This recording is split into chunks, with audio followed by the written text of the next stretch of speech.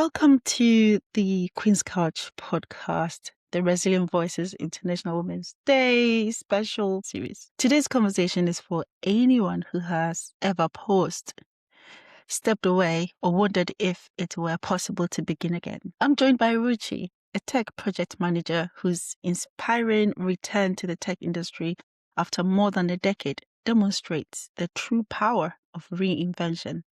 Her story challenges outdated narratives and reminds us that growth doesn't always follow a straight line. Ruchi, welcome. It's wonderful to have you with us. Thank you, Magda.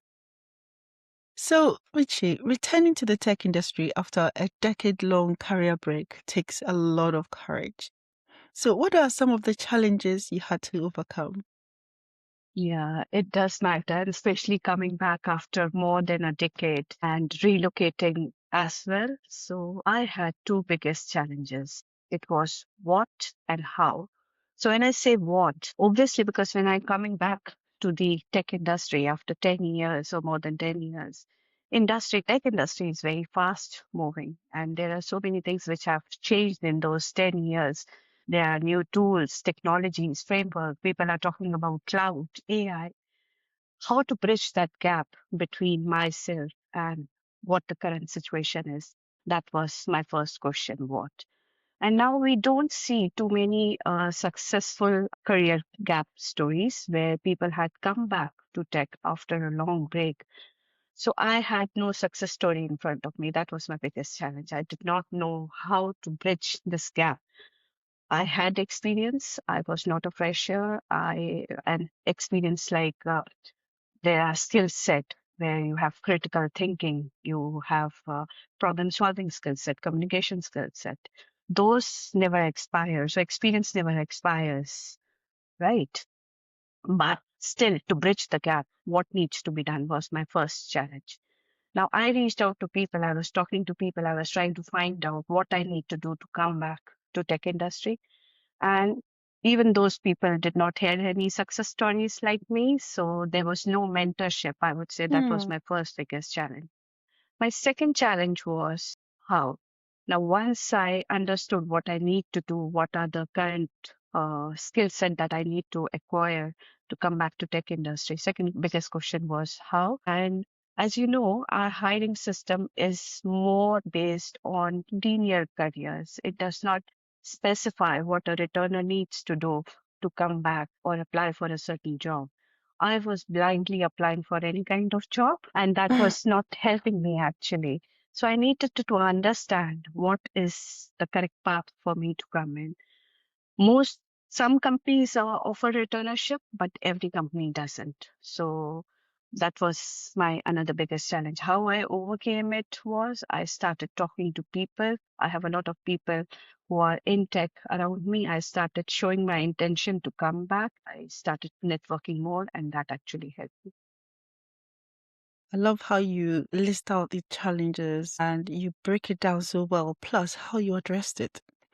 And I couldn't agree more that the linear route always makes the non-linear route more challenging because we don't realize that life can happen and we can find ourselves, our trajectory just changes. Yeah, And when you need to navigate, it's sometimes difficult because you can't find the pointers. so true. So you focuses on the power of pause. How did your time away from the traditional career path unexpectedly prepare you for your role today? Yeah, Magda. One thing I would want to say here definitely. So taking a career break or potential should not be defined by your personal choices or circumstances. When you have experience, the experience still sits there. It doesn't expire. Magda, talent cannot be judged by personal choices or circumstances. In my case, the career gap came more like a blessing in disguise, which I did not have the vision when I was going into my career break. And there was a different kind of a muscle which I built during my career gap, which helped me to perform in my current role and which is more impactful. I had built a lot of things. So when you are in tech, tech is very fast moving. There is always pressure of release, continuous change, delivery. And you start associating your confidence with the deliveries that you are making. And you start associating your identity with the kind of work that you are doing. But when you pause, all of a sudden the momentum is gone. So Mm. the confidence that you were getting from momentum is paused. And that silence is uncomfortable in the beginning, but that silence gives you power to differentiate signals from noise. You start understanding yourself more. You start understanding that your identity was not what you were delivering or the role that you were playing in an organization. You start understanding yourself more. You go in depth. You understand how you deal with relationship, how you deal with uncertainty, what progress means to you. So that is a different kind of a muscle altogether, which gives you strength when you come back. It gives you a different kind of strength to perform in the role that you are playing. Second was change of perspective, right? So when I came into tech first time, it was more like a default thing which just happened to me. But after the pause, when I came back, it was more of a conscious decision that I'm taking to come back. Yeah. So it changed my perspective altogether. It gives you more accountability. You start Yeah. respecting your job more. It's more gratitude that you start showing up. And you know that you have come back for a purpose. There is more clarity, which gives you edge on other things. And yeah, I would say that. I love what you just said about, when it's almost like taking a step back and then it means when you come back, you're more decided on terms of that direction because you've been able to zoom out. So I like that. Absolutely. And you've said that talent cannot be judged solely by career continuity, and I completely agree. Yeah. What is that one thing you wish employers better understood about career returners? 100%. Because while a person is trying to come back, there also needs to be equal opportunities in market for them to welcome back. And Yeah. this is a very important question, Magda, that you have asked me. And I would really want to emphasize on four things here. The first one being career break is not a skill break. So while a person is on a career break, the skills don't go away. It is just that they are pausing for a specific reason. And while they are pausing, they are building life skills, they are building transferable skills, which help them in their new role. They Yeah. come back more motivated because they have understood what they want to do. It's a conscious decision that they have taken. Yeah. Resilience is a competitive advantage. While you have all the tech skills and you can learn those tech skills, resilience is something which help you navigate during uncertain times, and it helps you in all the role that you perform. Motivation, as I said, is often higher because they have seen that break, they have consciously come back, and the level of motivation will always be higher in career returners. And the last thing is career paths we are seeing these days, they are no more linear. People change job, they change profile, and especially with AI coming in, we all have to reskill ourselves. There is uncertainty, isn't it, with the jobs and the profile. So yeah. I love what you've just said. And it just took my mind back to a couple of years ago when we had some returners join the organization I was working for. And I had the pleasure of working with some of them. In fact, I don't know if I can use the word maturity, but it's maturity Hmm. in thinking. The depth of thought is so different. And I think it's not to do with anything but the fact that they took some time away, and that time away was give them the opportunity for growth in a very different way, because they're not stuck in a box when they leave. Yeah. They're still learning other things and seeing things in a different way. So being away has actually given them a stronger ability, a depth of thought. And I don't know if I can explain it any further, but yeah, you absolutely nailed that bit. And I'm just got me thinking of that. Yeah. So thank you. For women currently on a career break and questioning their future, what perspective shift would help them see this period as a source of strength rather than limitation?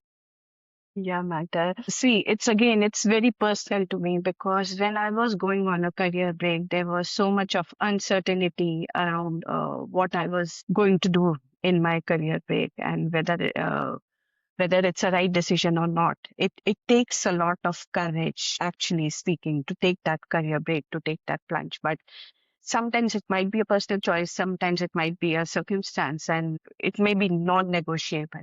I see day in and out women especially struggling to take that decision to take a career break because tech is so fast moving and there is always a risk that you might not be able to come back, and they're really struggling very hard with their circumstances and asking questions about what their decision should be, whereas they should be the first person to take that decision. With my experience, actually, what I want to do is I want to inspire and influence more women to give that strength to them to take that decision if they need that break. And break is, as I said, it can be a blessing in disguise. There are skills and things that you learn during your break, and you come back so powerful with this extra muscle, which I talked about, which help you in the new role. And so there are things. Break shows courage. It shows that you are courageous to take that jump from a routine to a time where you don't know how your day will look like or how your life will look like in future. Second is you build resilience because you have navigated your way through uncertain times. And then third is self-awareness. When you step out of this zone of continuously delivering a very pressure, a day full of pressure, you get some time to understand your own self, what you are truly. You are not what role you are performing, what status you hold in an organization, but you truly understand your own self. Then adaptability, because when you're preparing to come back, you reskill yourself, you learn new skills, and you become ready to learn. It's not that I know everything, but you can say that I can find out my own ways. Fear driven now, because you have taken that courage to step out and come into a zone where it is full of uncertainty. So you don't fear anything. You know, if life happens or something comes in, you'll be able to meet it head on, and you'll face that challenge. And last one is change of perspective. Yeah, because during that time you have seen a lot, you have built relationship, and now you come back with a different perspective altogether. Now you don't come to industry saying that I have to prove myself, but you come back with a perspective which says I have something important to contribute here. This is amazing. You've just broken it down so beautifully. You made a few points. One, a few years back, I was in a situation where I really needed a career break, but I was Mm, so scared. I was yeah. extremely scared. And now looking back, I wish I had taken that bold step of just switching off, taking some time off. If anyone needs it, I think it's important, especially even for well-being and our, mental health and all of those pieces that is going on because of a lot of pressure sometimes, when you have to juggle with multiple things, depending on your personal situation, Mm, is absolutely important to consider it as a, I would say, blessing in disguise. mm, If you can put it that way, if you feel conflicted in that choice, I think you should yeah. see it more as a blessing in disguise. And you've talked about the perspective, the fact that you come back knowing yourself better. There's this Mm, awareness that you just know you're, even at that point, making that choice to come back into a particular field. It's a confirmation that you're not doing that out of fear, but out of pure clarity of what you yeah. want to do and what you're Exactly. passionate about. So this is amazing. It took me 3 years, Magda. It took me 3 years to take that Wow. decision of a career break. It wasn't easy for me. Yeah, I wish I could have done that. yeah, I know. I know it's a difficult decision, isn't it? It's very It is, difficult. Yeah. yeah. So looking back, how did your pause ultimately shape you into a stronger, more confident version of yourself? Yeah. As I have been talking about, right? I did not think when I was taking a break what it would bring to me. It was more of a challenge to me. And it took me 3 years to decide or take that decision for a career break. But I think now, when in my current role, I I'm more aware about my own self. I have become more confident. I am humble. I am more adaptable in a situation. I'm open for feedbacks. I'm a quick learner now. Yeah. And I comfortably can say, I don't know this, but I will find out my way. I am less reactive. I don't react to situations because I've taken that time out and I've built that extra muscle. So I'm more intentional now, I would say. And the strongest version of me did not come from constant acceleration. It had come from stillness. It had come from reflection and the courage to step back and step forward again on my own terms. Wow. Thank you so much, Ruchi. You shared your story with such honesty and strength. So I really appreciate that. Thank you for coming on this podcast today. Thank you, Magda. And I really believe that it might be an inspiration for someone who is still thinking or still gathering courage to take that decision. Absolutely. And I think you're candidate number one for our next deep dive Queen's Couch podcast. Lovely. Thank you very much. I'm very Thank passionate you. about my story, Magda. Thank you. You've reminded us that a pause is not a setback. It's often preparation for something greater. Your journey is a powerful testament to resilience, courage, and self-belief. To our listeners, trust that your path, however unconventional, is still leading you forward. Thank you for joining us, and we'll see you in the next episode. Thank you. Thank you.